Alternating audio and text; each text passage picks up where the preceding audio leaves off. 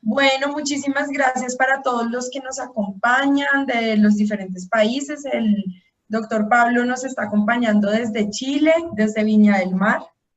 Entonces, pues vamos a aprovechar todo el conocimiento que tiene el doctor Pablo pues para darnos. Él es consultor en toda la parte de cultura organizacional y en este momento está trabajando con una de las zonas francas de Chile. Por eso, pues la experiencia que ha tenido con una de las zonas francas, pues queremos aprovechar todo ese conocimiento para transmitirlo a nuestros diferentes países. Veo que acá nos están acompañando desde Colombia, desde Argentina, desde República Dominicana. Entonces, pues, y se irán sumando porque la verdad nosotros sí empezamos pues puntual a las 12:30. Será media hora de teleconferencia, de webinar, y luego tendremos 15 minutos pues para todas las preguntas. Él es el director de Plataforma Áurea, donde se especializan, pues, de nuevo les comento todo el tema de organizacional cultural. Entonces, pues, Pablo, muchísimas gracias por acompañarnos y el auditorio virtual es todo tuyo. Hola, buenas tardes. Hay alguien que pregunta si se puede grabar. ¿Esto se va a quedar grabado? Sí, sí, señor, lo estamos grabando y luego queda en la página web de la asociación. Perfecto. Bueno, primero que todo, muchísimas gracias por la invitación y un gusto saludarles a todos y todas. Voy a hacer una presentación de, como contaba Camila, de fundamentalmente el enfoque cultural que hemos ido ocupando en la zona franca y al final mostrar un poco cómo fue el proceso, qué fue lo que se implementó en este caso en la zona franca de Iquique.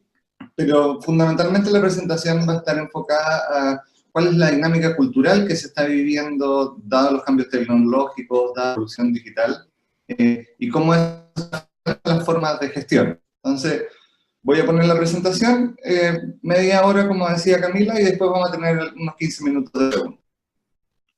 Perfecto, mil gracias. Voy a compartir Voy a poner acá en silencio para... Ahí está. Bueno, título es la cultura organizacional como factor potencializador de las zonas francas. Y aquí quiero partir con una frase,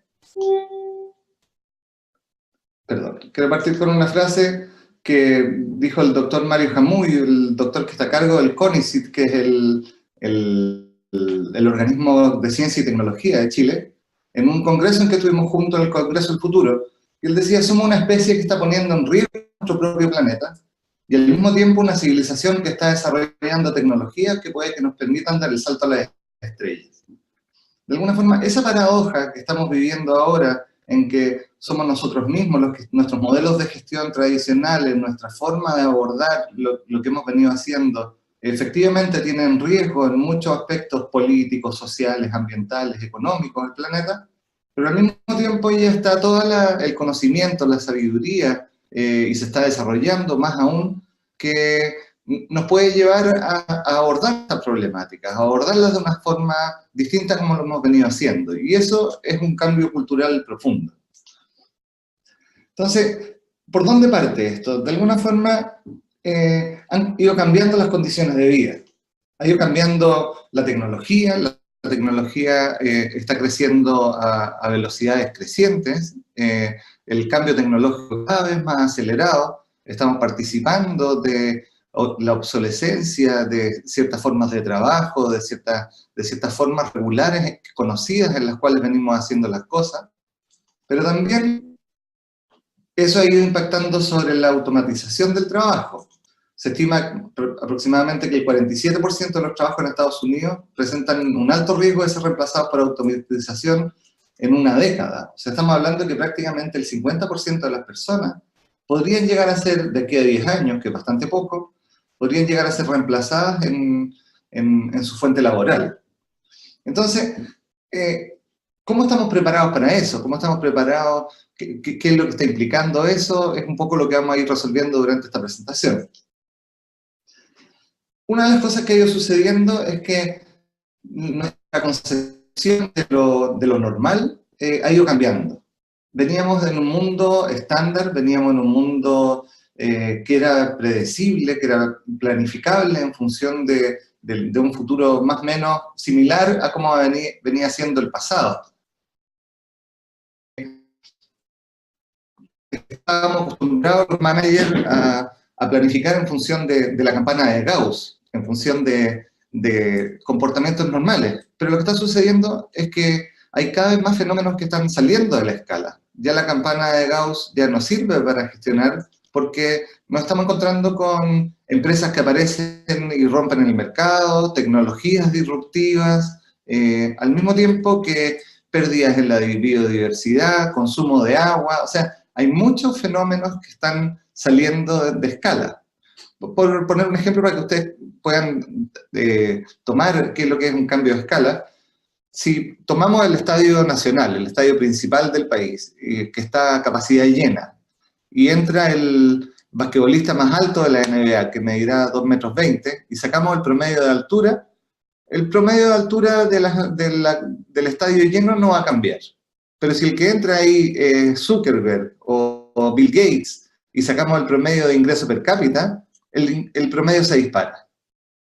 Porque ese actor que entra a ese sistema rompió la escala normal de ese sistema. Y eso es lo que estamos viviendo en este momento en las organizaciones. Entonces, las tecnologías y las formas que hemos ido abordando para tomar ese tipo de situaciones están enfocadas en patrones más bien estándares que patrones más complejos como son los cambios de escala. Ahí hay algunos de los impactos, estas curvas están un poco dramatizadas, digamos, pero también hemos roto la escala en el consumo de agua, en el nivel de población, en la deforestación, en la extinción de las especies, etc. Entonces, estamos viviendo en un mundo que en los últimos 60, 70 años ha cambiado drásticamente y está cambiando a velocidades cada vez más rápidas. Entonces, nuestra forma tradicional de hacer gestión, que viene desde la revolución industrial, que viene desde la construcción de los imperios, en las cuales hay alguien que manda y alguien que obedece, que tienen que ver con control y mando, ya no está dando abasto, ya no está siendo capaz de absorber la complejidad que existe en el sistema para poder de esa forma lidiar con estos nuevos escenarios, con nuevos actores sociales, con nuevos competidores, con nuevas tecnologías. Entonces, algo que se han ido dando cuenta los managers, y esto salió en el estudio que hace Deloitte a aproximadamente más de 10.000 ejecutivos de nivel superior, es que el diseño organizacional está siendo un desafío. En el estudio del 2017 de Deloitte, ellos decían que el 88% de las compañías creen que necesitan rediseñar sus organizaciones para tener éxito. O sea, prácticamente el 90% de las empresas está viendo la necesidad de nuevos modelos de gestión para poder incorporar estos desarrollos tecnológicos, para incorporar el tema digital, para incorporar incluso las nuevas generaciones. El 90% está explorando o rediseñando la organización del futuro. Es una conversación que ya está presente. Pero cuando se les pregunta cómo se ven ellos en sus competencias para poder hacerse cargo de eso, nos encontramos con que solamente el 9% entiende realmente cómo funciona su organización, o sea, existe una comprensión organizacional bastante débil del funcionamiento global de la organización. En general tiendo a ver lo que a mí me toca, lo que a mí me concierne, pero no logro ver la complejidad global. Y solamente el 11% se siente capaz de rediseñar su organización para el futuro. O sea, entre ese 90% que dice hay que rediseñarla, y el 11% que dice tengo las competencias para poder diseñarla, hay una brecha gigantesca. Y ese es un desafío de gestión que están enfrentando la mayoría de las empresas a nivel global. Entonces, ¿cómo se aborda esto desde la cultura? Primero, son las tecnologías las que van creando mundos. Vamos participando en ciertos mundos que están apalancados por la tecnología, van cambiando las condiciones de vida. Al mismo tiempo, como podemos hacer que a través del desarrollo tecnológico la persona pueda correr y cambie su vida con una prótesis. También el desarrollo tecnológico impide la producción en masa de automóviles sin sistemas que sean capaces de sostenerlo. Entonces, no es un problema tecnológico, es un problema cultural. Es un problema para qué se usa la tecnología, cómo se usa la tecnología, cómo se aborda esta nueva relación entre el ser humano y una tecnología cada vez con mayores capacidades. Y ahí aparece cómo se van generando las culturas a nivel humano, cómo ha ido sucediendo. De alguna forma, cuando enfrentamos ciertas condiciones de vida, podemos ver en la organización las condiciones de vida son los desafíos de gestión que tenemos, la tecnología que estamos buscando, los sistemas de gestión que tenemos, la infraestructura. Frente a esa problemática, frente a ese desafío que tenemos, nosotros aplicamos ciertos modos de abordaje, ciertas formas de resolver. Cada uno de nosotros tiene, y cada uno de los managers tiene formas preferentes de resolver la problemática que se está abordando. Entonces, cuando ese modo de abordaje de alguna forma logra calzar con la condición de vida, se genera un atractor cultural. Y este atractor cultural en lo que consiste en que vamos a decir como colectivo, tenemos una forma de resolver esto. Y cuando entre alguien a ese colectivo, le vamos a decir, esta es la forma en la que nosotros resolvemos esto. Cuando llegue alguien a alguna de sus empresas, ustedes le traspasan explícita y implícitamente cuál es el modo de abordaje que tienen para esas condiciones de vida que están enfrentando. Y es así como aparece la cultura. Entonces, ¿cómo han ido sucediendo estas olas culturales en las organizaciones? Porque esto tiene un proceso evolutivo que parte 12.000, 15.000 años atrás. Y hay formas que son conocidas de gestión, y hay algunas formas que son emergentes y que todavía no están instaladas, y que están recién empezando a entrar, y que definitivamente va a costar que se instalen, pero son nuevas formas que van dando nuevas posibilidades a esta complejidad sistémica que estamos viviendo. Entonces, entre las formas conocidas, a mayor complejidad se va requiriendo una cultura que tenga nuevas capacidades adaptativas. Entonces, la primera que aparece es una cultura más bien tribal. Después apareció una cultura centrada en el poder, en los poderosos que ejercían luchas de poder para ver de quién eran los terrenos, de quién eran, incluso en las organizaciones, de quién son los departamentos. Una estructura que tiene que ver con un orden superior, con una verdad superior, con ordenar las cosas para que funcionen. Una estructura que tiene que ver con el logro, con la planificación, con la expansión, el crecimiento. Otra que tiene que ver con las personas, con la sensibilidad, con la horizontalidad. Y una última que está dentro de las emergentes, que tiene que ver con la integración, y con la integración en función de la complejidad. Entonces, la vamos a ir revisando una a una. La primera es la tribal. Nosotros podemos pensar que las estructuras tribales operan en el Amazonas, en la selva, pero en las organizaciones también operan. En las organizaciones tiene que ver con un atractor de buscar seguridad y pertenencia. A través de sentirse seguros estando juntos. En muchos casos en los departamentos hay comportamientos tribales, un área versus otra área. A nivel organizacional instala como principal avance la seguridad colectiva, y el tipo de liderazgo se encarga de mantener las costumbres, reunir los consejos de las personas que tienen más tiempo, basado en la antigüedad, buscando estabilidad y centrado en protección y seguridad. Ese es un tipo de cultura que logra solucionar cuando necesitamos seguridad, pero no logra solucionar complejidad. Y cuando esta ya se instala, empieza a aparecer una segunda, que tiene que ver con el poder.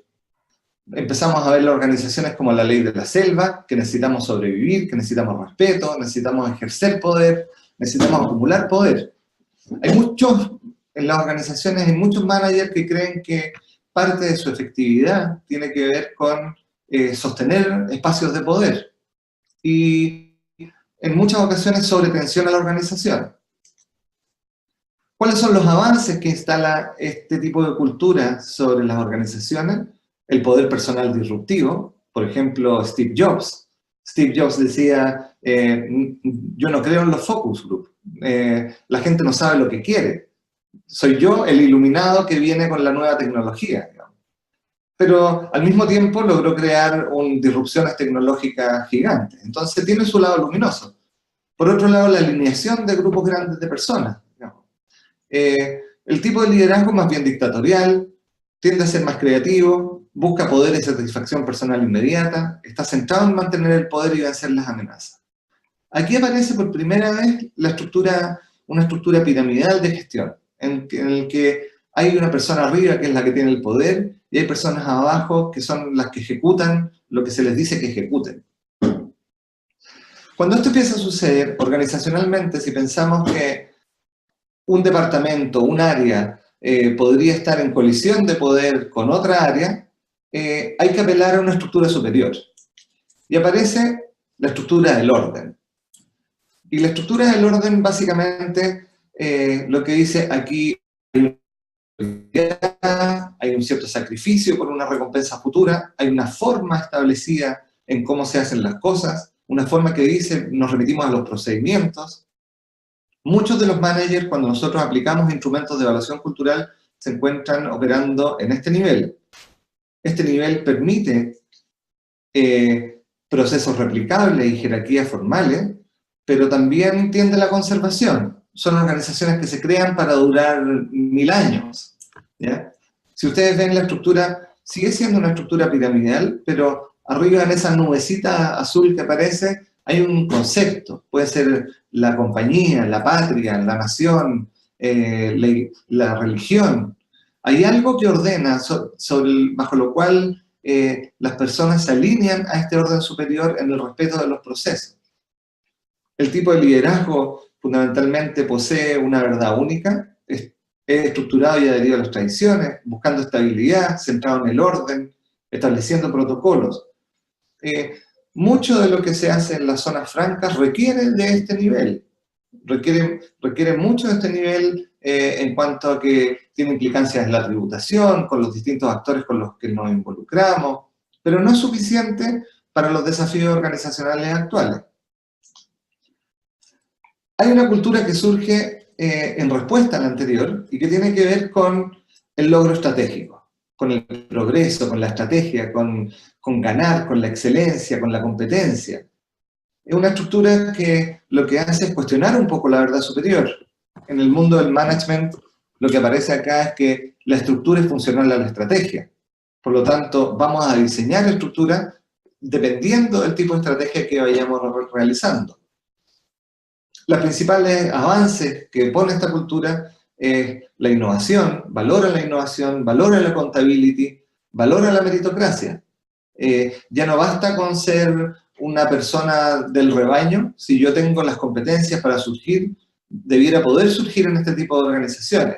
Ya la pirámide, si ustedes la ven ahí, que sigue existiendo la pirámide, o en algunos casos la matriz, que básicamente es más o menos lo mismo, pero tiene movilidad, y tiene movilidad por mérito, tiene movilidad por competencia, por logros. El tipo de liderazgo está orientado a los resultados, a lo técnico, premiando la excelencia y la innovación, buscando superar los indicadores anteriores, centrado en el éxito y el descubrimiento. Este es otro de los niveles, junto con el anterior, donde están la mayoría de los managers de las organizaciones actuales, entre el que todo esté ordenado bajo ciertos parámetros y que tengamos estructuras de planificación y logro.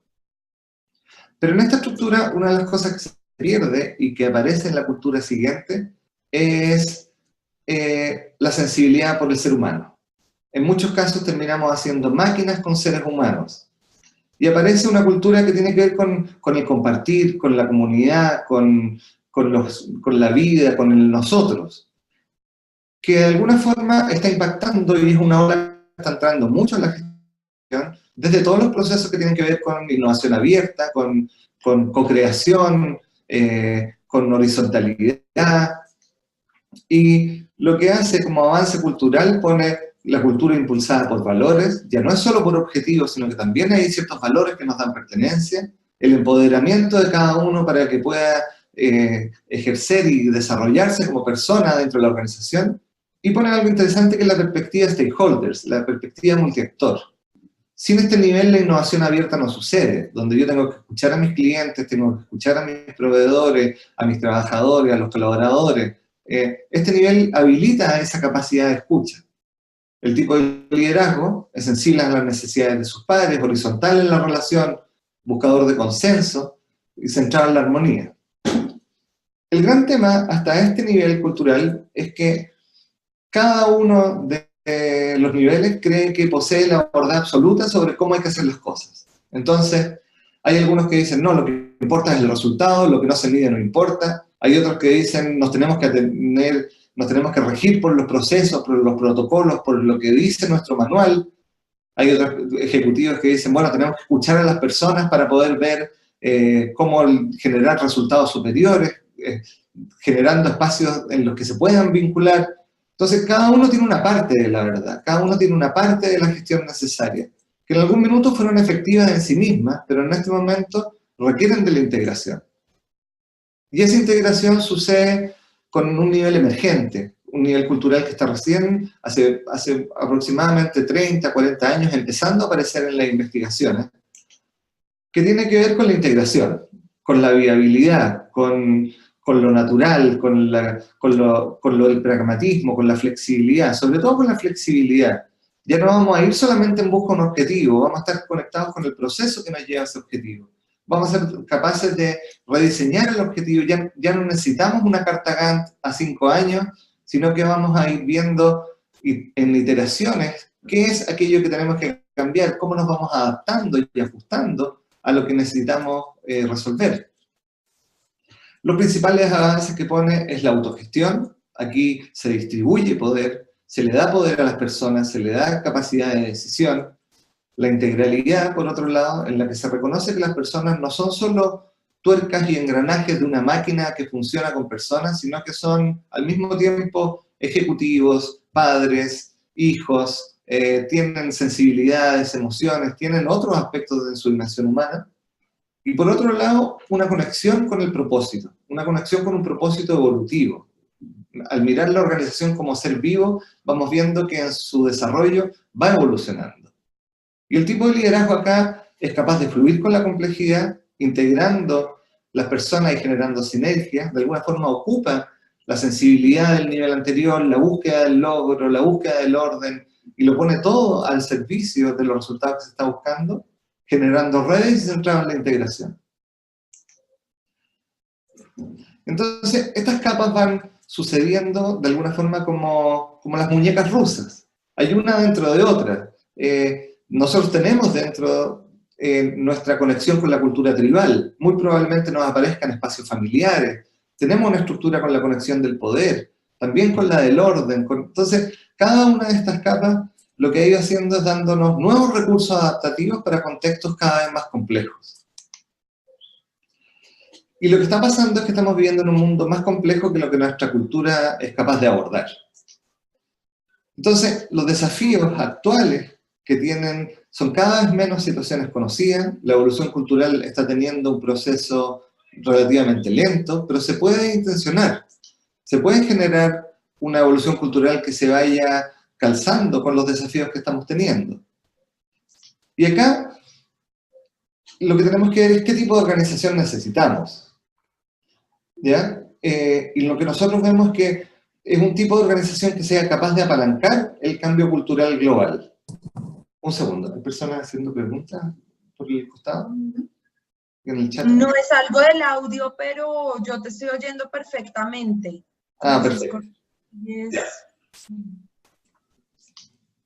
Entonces, voy a dar 3 pistas, ya 3 grandes pistas que nosotros hemos encontrado en el trabajo con grandes compañías y medianas compañías que pueden apalancar este cambio cultural. La primera, nosotros le llamamos hackear las mentes. ¿Ya? Tenemos que meternos en la forma de pensar de los ejecutivos, ¿ya?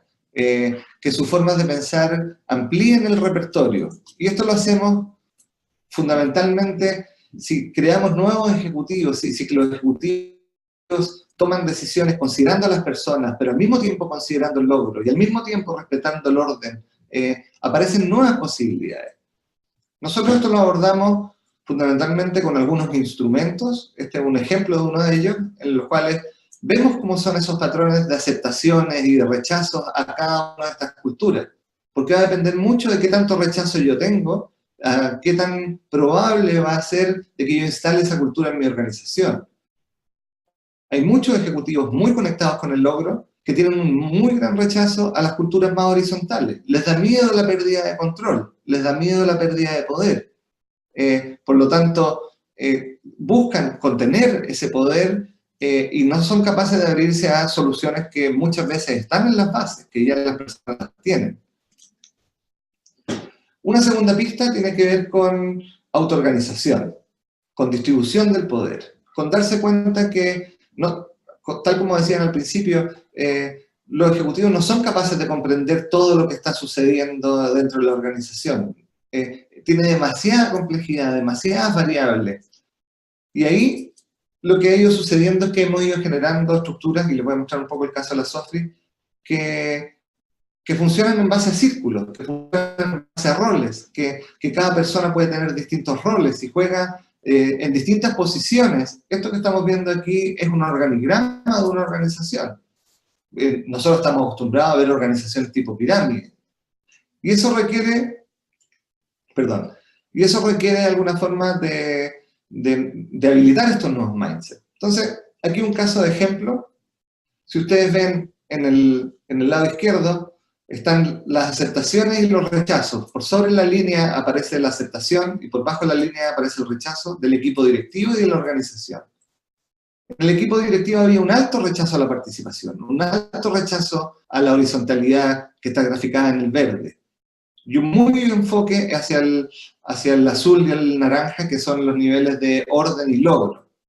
Pero en la organización había una alta aceptación de la participación, ellos querían participar, y tenían un alto rechazo al nivel rojo, que es el nivel del poder, no les gustaba que les impusieran cosas.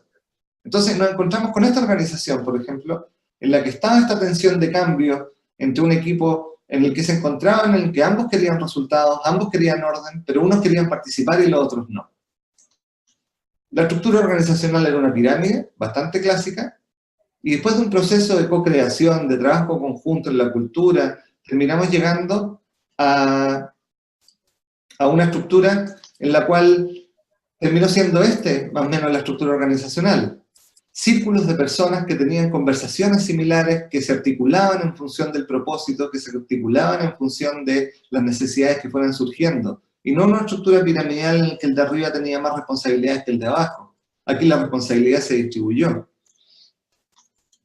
Y lo hicimos con 7 principios. Con empirismo, vamos viendo qué es aquello que funciona, con efectividad, buscando permanentemente que las soluciones que fuéramos tomando fueran lo más efectivas y generaran el mayor valor posible, con transparencia, que toda la información estuviera puesta sobre la mesa para poder tomar decisiones informadas, haciendo mejora continua, traspasando responsabilidad vía accountability a las personas, trabajando sobre eso para que se hicieran cargo de sus compromisos, de sus resultados y de dar cuenta de ellos, con equivalencia, en el que cuando estábamos en espacios de creación y de cambio cultural, valía tanto la opinión del gerente como la del trabajador, o sea, todos podíamos opinar y aportar nuestras ideas, y con consentimiento, que básicamente tiene que ver con tomar decisiones en la ausencia de objeciones, no necesariamente por imposición, no necesariamente por consenso, sino que si no hay objeciones para que nos movamos, nos movemos. Entonces, eso fue dando cierta agilidad a las organizaciones, y ese es un cambio que hay que ir generando.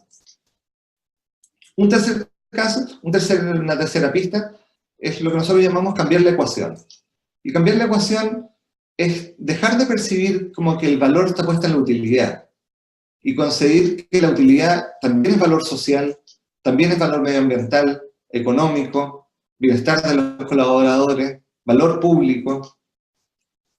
Y cuando nosotros les preguntamos a las generaciones jóvenes, hicimos una investigación ahí rápida en internet, qué es lo que querían de las organizaciones, qué es lo que estaban buscando de las organizaciones, ellos nos decían, queremos que sean más innovadoras, más justas, más transparentes, participativas, con conciencia medioambiental, con autogestión del tiempo, horizontales, sustentables, con involucramiento en las decisiones, con buen clima, con equipos semiautónomos, alineamiento de propósito, foco en la comunidad, desarrollo profesional y personal, valor agregado y autogestión.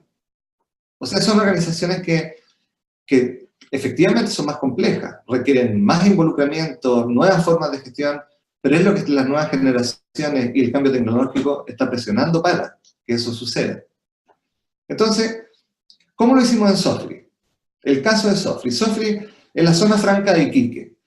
Está inserta en un territorio en la zona norte de nuestro país y tiene una complejidad cultural bastante grande porque es un parque industrial, al mismo tiempo tiene todo lo que tiene que ver con la gestión de la zona franca y empezamos un proceso de cambio cultural hace aproximadamente 1 año y medio.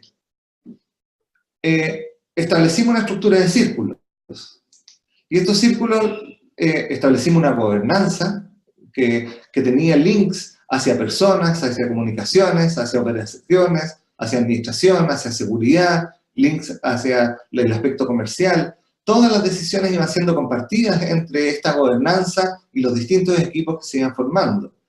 Lo fuimos haciendo a través de un proceso que le llamamos tribalización, que tiene que ver con que cada uno de estos círculos fue teniendo su propósito propio, con doble link, que siempre hubiera alguien cuidando los intereses de gobernanza en estos círculos, distribuyendo poder para que cada uno de estos círculos fuera presentando y desarrollando sus propias propuestas, generando mecanismos adaptativos en los cuales poder ir alineando en función de los resultados.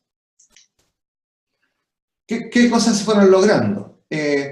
Por ejemplo, si ustedes ven en el cuadro blanco, el precio de la acción de la zona franca ha ido subiendo considerablemente. Algunos impactos que tienen que ver con organización, con cultura, se instauraron iniciativas de paridad de género, se puso el primer punto limpio regional para reciclaje, se estableció flexibilidad horaria, se genera un aporte permanente hacia las comunidades. Y aquí algunas de las noticias. Logramos el mejor desempeño en los últimos 9 años.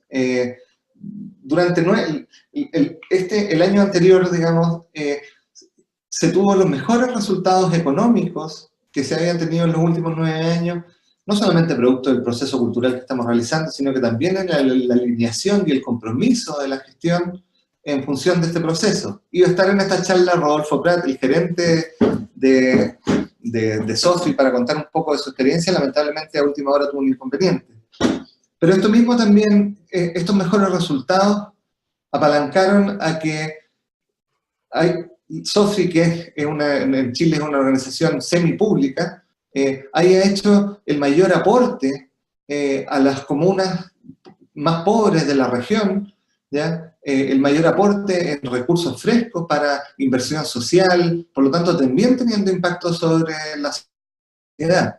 Entonces, este proceso de alineación cultural que se está realizando todavía en Sofri, porque es un proceso vivo que va cambiando de forma permanente, ha estado impactando en los resultados, ha estado impactando en la forma de gestión, ha estado impactando en la forma, ellos mismos se han ido dando cuenta de la necesidad de la colaboración interáreas, de creación de nuevos círculos, más allá de los que declaramos al inicio, donde se abordan problemáticas puntuales y una vez que se resuelve, se disuelve el círculo. Y eso tiene que ver con nuevas formas de gestionar.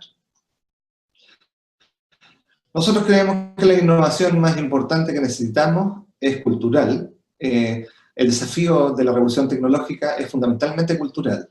Y esa es nuestra apuesta como consultora, trabajar en eso, trabajar llevando la evolución cultural a las organizaciones. Nosotros somos empresa B, una empresa comprometida con el triple impacto económico, social y ambiental, y agregamos a eso el impacto cultural. Si quieren profundizar más, ahora próximamente en septiembre vamos a hacer un programa de certificación en todo lo que tiene que ver con diagnósticos culturales organizacionales. Ahí les podemos enviar la información a los que les interese, que es el proceso y en la forma como hemos ido abordando este proceso de cambio en la Sofri. Muchas gracias. Ahora lo vamos a abrir a preguntas. Ahí están mis datos. Si me quieren escribir, tenemos mucho material que podemos compartir con ustedes. Si me quieren escribir, yo encantado les contesto todos los mails que me llegan. Así que Abramos ahora, voy a sacar la presentación y abrámoslo a las preguntas que tengan.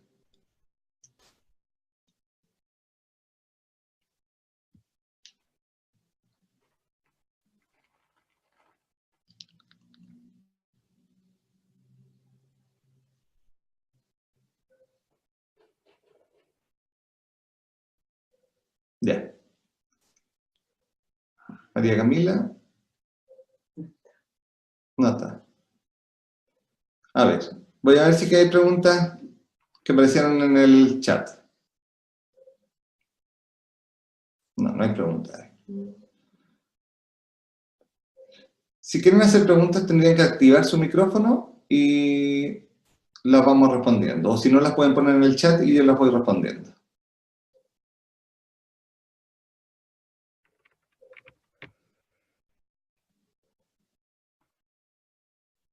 Veo que Francisco tiene la manito levantada, pero no sé.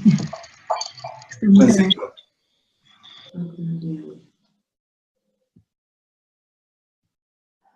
Pues parece que a María Camila algo le pasó y se desconectó. Entonces, Francisco, ¿podrías poner tu pregunta por chat si es que tienes alguna pregunta?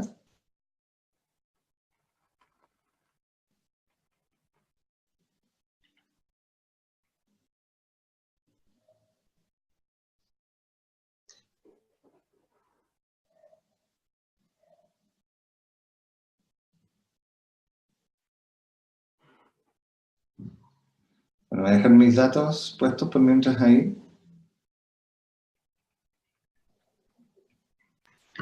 No estás como anfitrión, ¿puedes desmutear tú o no?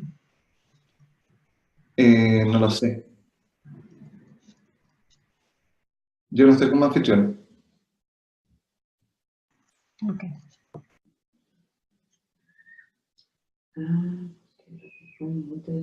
Sí.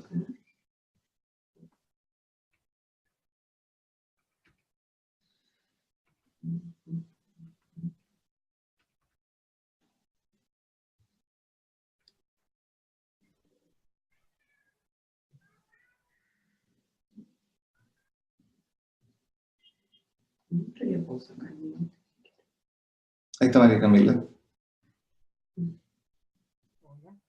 María Camila.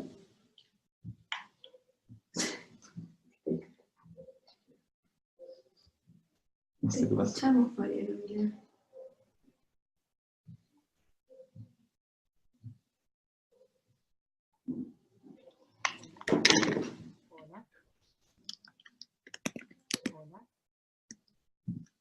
¿Aló?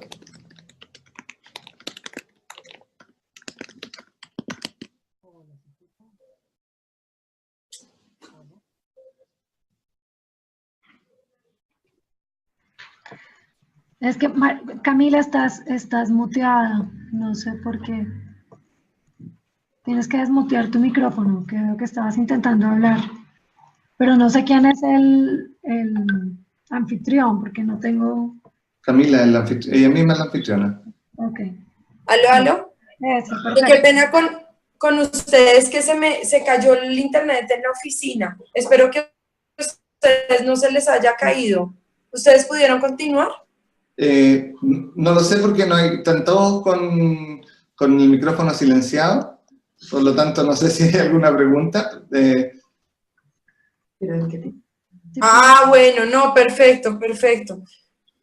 Bueno, yo lo que quería comentar al final, que ya estabas en la última parte que me parece súper importante de todos estos modelos y que ya estamos llegando al modelo de integración, como sí hay una relación definitivamente entre el tema del manejo del personal para que sean completamente felices y productivos y que va a tener finalmente repercusiones sobre las finanzas.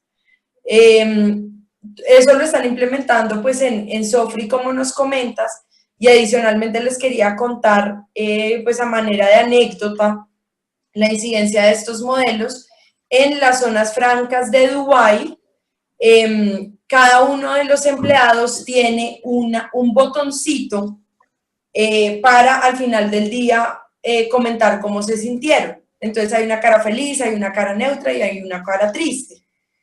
Entonces cada uno manda su botoncito, esto le llega a un ministerio de la felicidad, que es como el Ministerio de Trabajo, pero que ahora lo llaman Ministerio de la Felicidad, y hace toda la computación de los resultados de los trabajadores.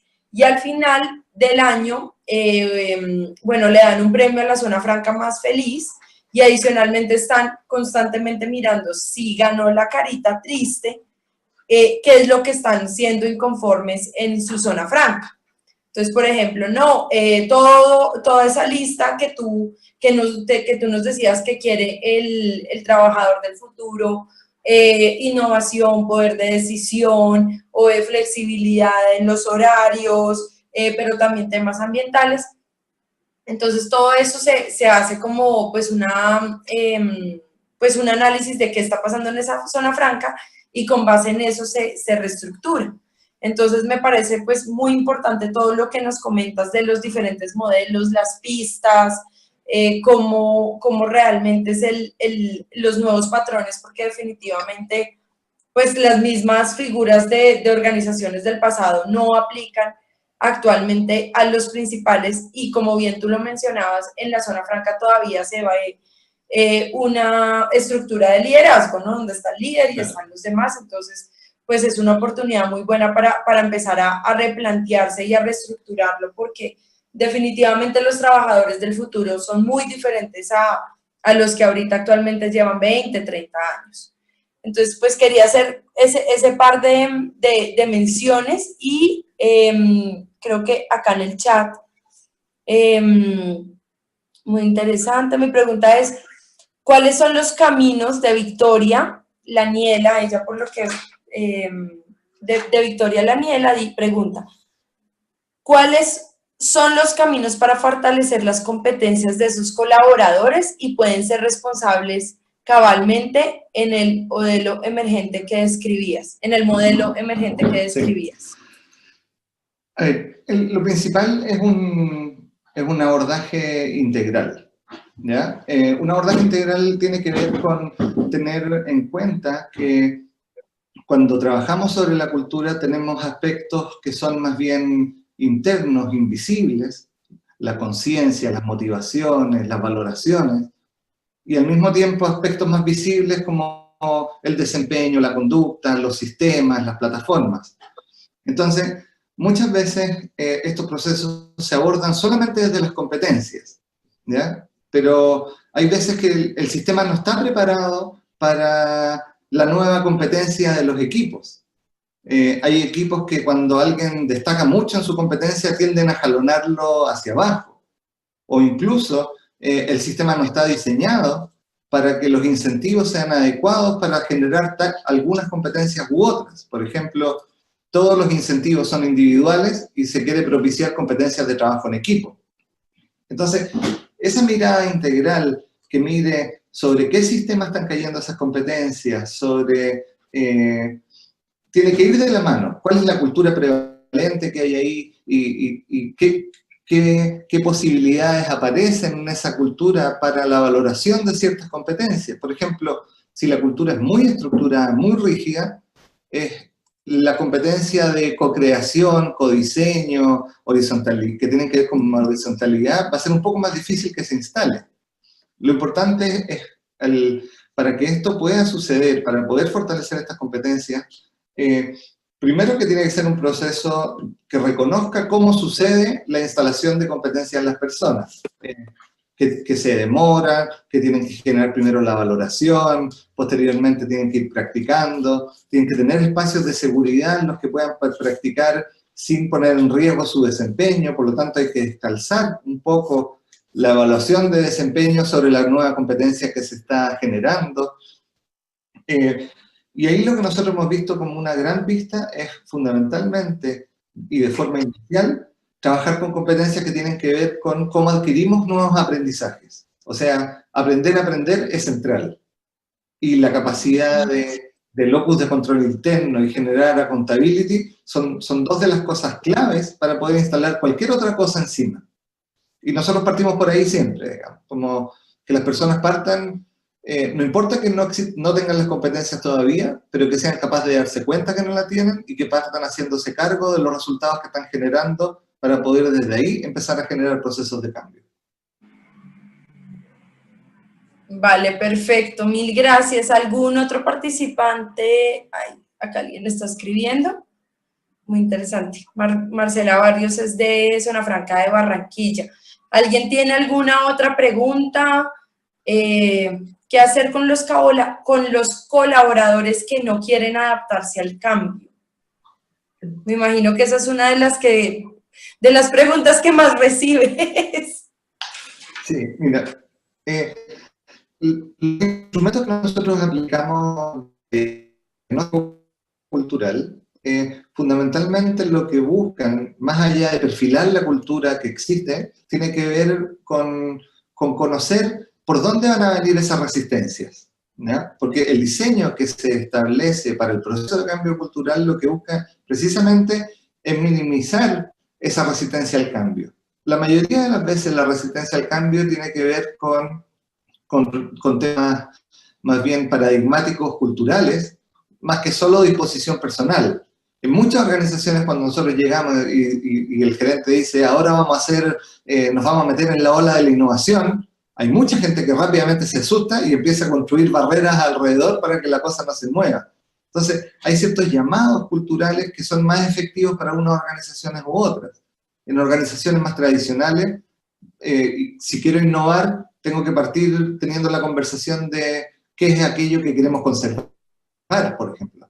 Y nosotros hemos desarrollado teams o equipos de innovación en los que hay un rol específico que está cuidando qué es lo que se quiere conservar. Entonces yo me preocupo de escuchar esa no disponibilidad al cambio y ver cómo eso en estricto es una mirada que puede aportar valor y dónde puede aportar valor dentro del proceso. Y ahí es como se suma en el diseño. Siempre van a haber personas que son reactivas a todo y que no se quieren mover y todo eso.